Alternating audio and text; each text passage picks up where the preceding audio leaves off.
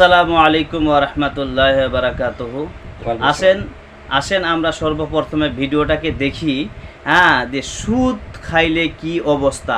আজকাল তো সুদ মনে করেন গ্রুপে সুদ, দলের সুদ, জমির বন্ধকের সুদ, সব জায়গায় সুদের কারবার চলছে বেশি।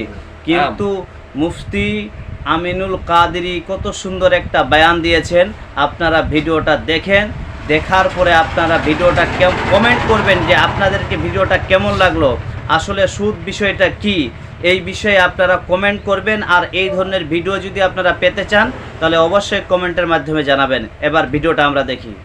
सुअर खाना भी हराम है और सूद खाना भी हराम है, मगर सुअर के गोश्त से ज्यादा बदतरीन सूद खाना है। क्यों? क्योंकि सुअर हराम है, मगर सुअर खाने वाले से अल्लाह ने जंग का ऐलान नहीं किया है, और सूद खाने वाले से अल्लाह ने कुरान में जंग का ऐलान फरमाया।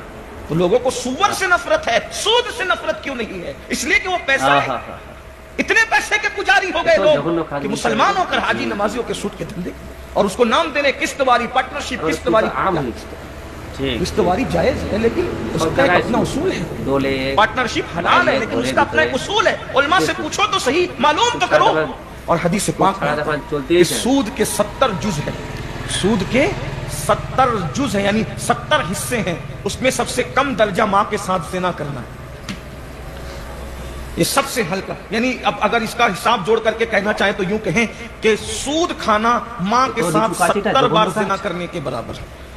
বুঝলাম যে সুদ বিষয়টা কি। সুদ খাওয়া মানে নিজের মায়ের সঙ্গেও জেনা করা।